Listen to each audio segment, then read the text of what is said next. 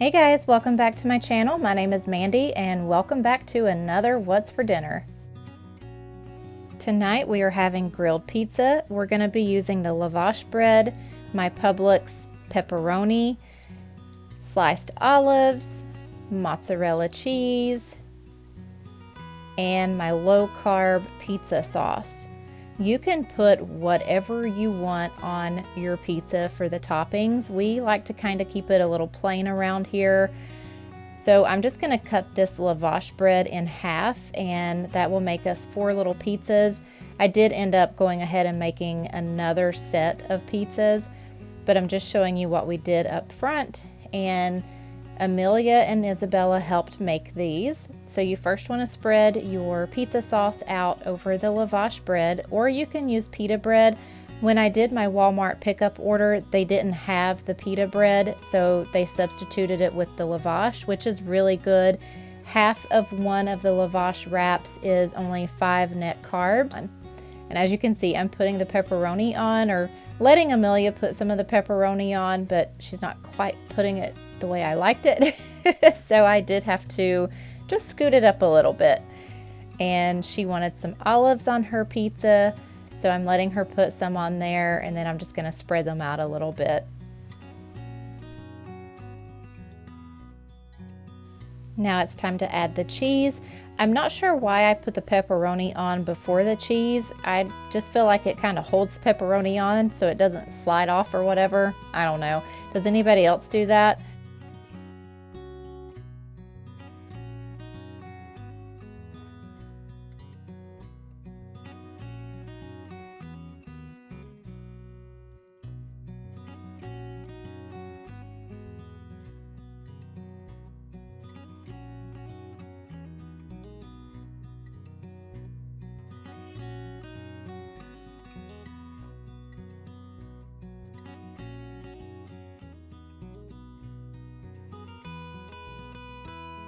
So I was trying to use the large spatula to put the pizza on the grill, but I finally decided to just pick the pan up and slide it onto the grill.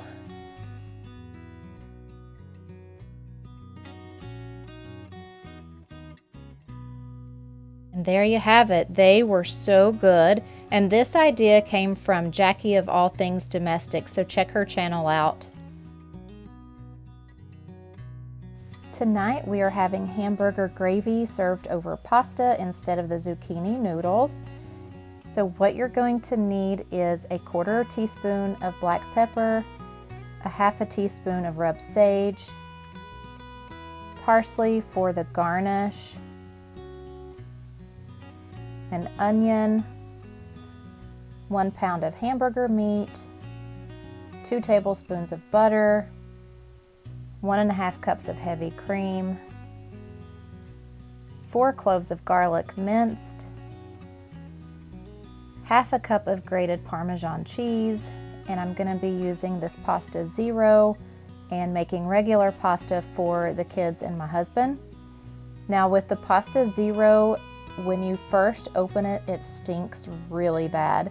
So you just have to keep rinsing and rinsing and rinsing until the smell goes away.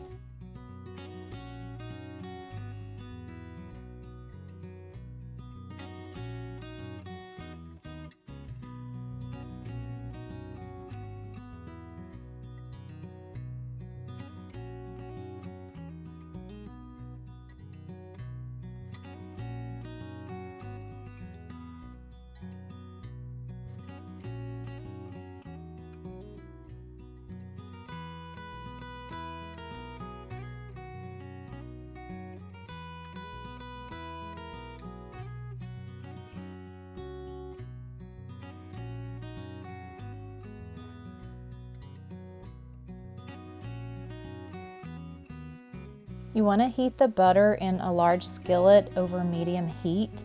When the pan is hot, you're then going to add the onion and the garlic and a little bit of salt and the sage and pepper. You want to cook it until the onion is translucent and the garlic is fragrant.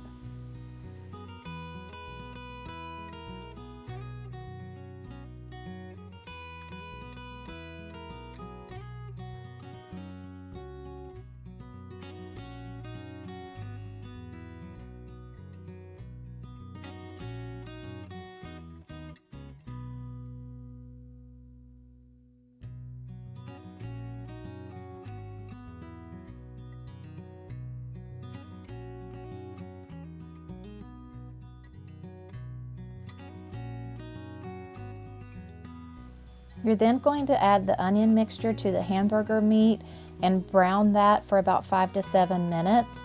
And for some reason, I don't have the clip of this, but you're supposed to then mix in your heavy cream and your Parmesan cheese.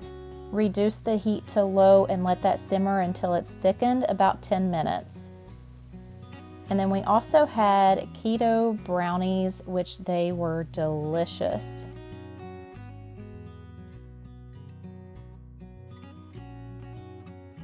For Tuesday night, we're having Taco Tuesday, and I needed to make up some more taco seasoning. This recipe comes from the 30-minute ketogenic cookbook by KYNDRA HOLLEY.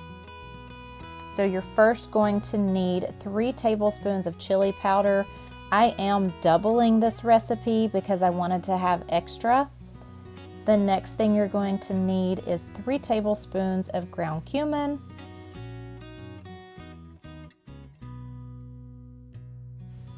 and then you'll need 1 tablespoon plus 1 teaspoon of celery salt,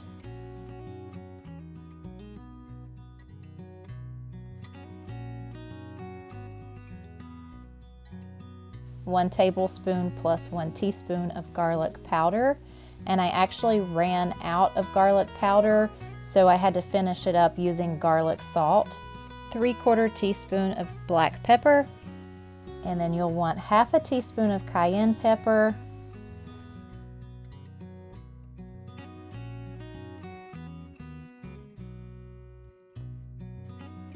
1 tablespoon of onion powder, and then you're just going to mix it all together. And you can place this in an airtight container, store it in the spice cabinet for up to 3 months.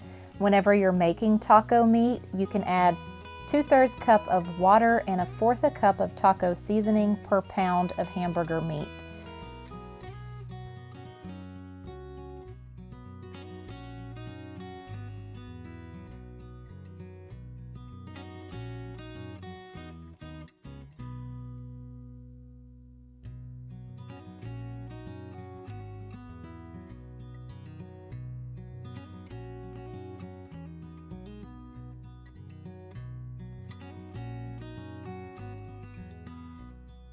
Like I mentioned earlier, this is the cookbook that the taco seasoning and the hamburger gravy came from.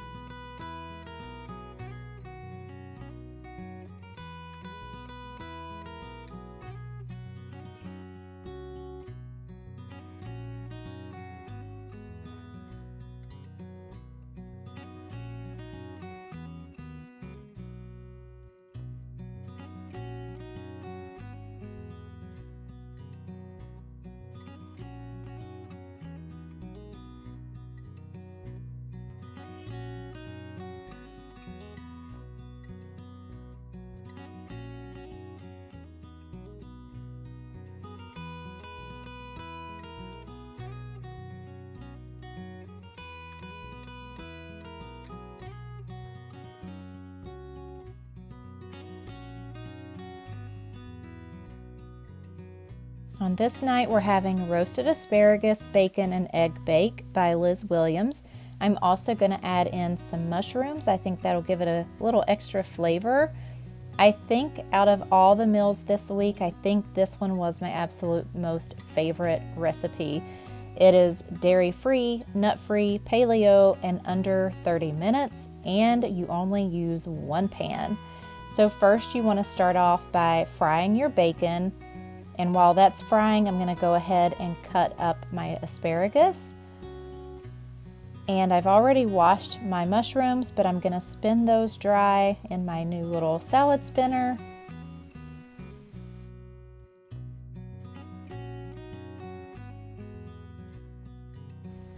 I had started cutting up the mushrooms and then I needed to get to my bacon, so my husband took over for me.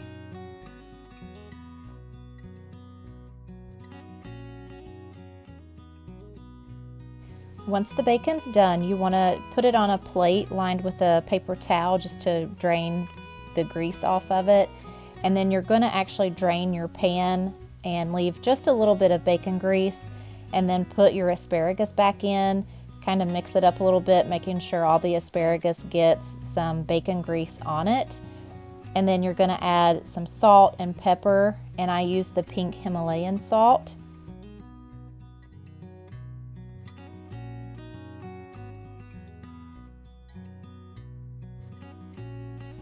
And then I'm going to add in the mushrooms and mix that all up, and then you want to bake it in the oven for about 6 to 8 minutes or until the asparagus starts to soften.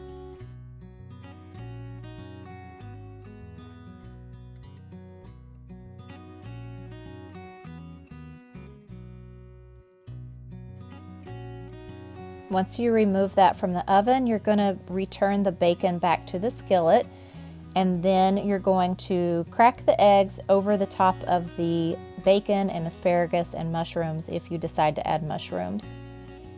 Then you're going to put it back into the oven for about 5 to 7 minutes or until the eggs are done to how you like your eggs.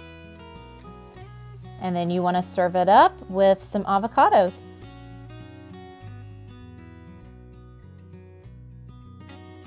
Our last meal for the week is BLTs. I love BLT sandwiches, but being keto, I cannot have the bread. So I'm actually going to make mine as a salad, a BLT salad. And the reason I have to have it as a salad, because the night we had tacos, I forgot that mine was actually supposed to be a BLT wrap, and I ended up cutting up all of the lettuce in small pieces. So that's why I'm having a BLT salad instead of a BLT wrap. Isabella was in charge of making the toast and putting the butter on there, so she did a pretty good job of that.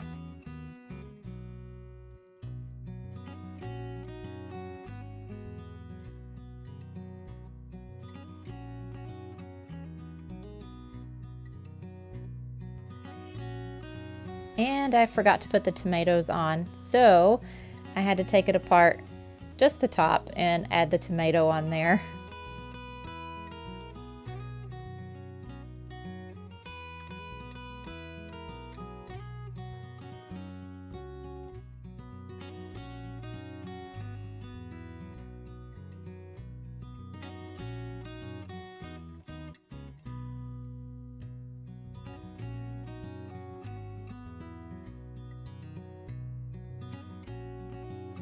I have to say, eating mine as a BLT salad, I did not miss the bread at all. It was really good.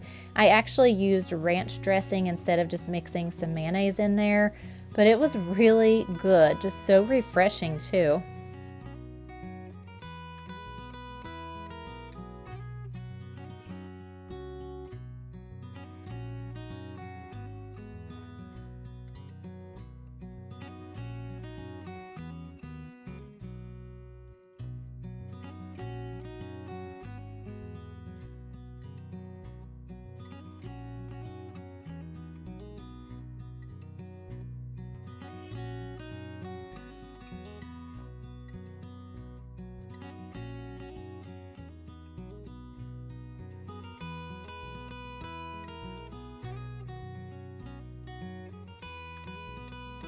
And that's a wrap for this week's What's for Dinner. I hope you guys enjoyed it. Let me know down in the comments which meal would be your favorite. And if you haven't subscribed already, go ahead and click on that red subscribe button and tap on the bell so that you don't miss any of my videos. Thank you guys so much for watching, and I will see you in the next one. Bye!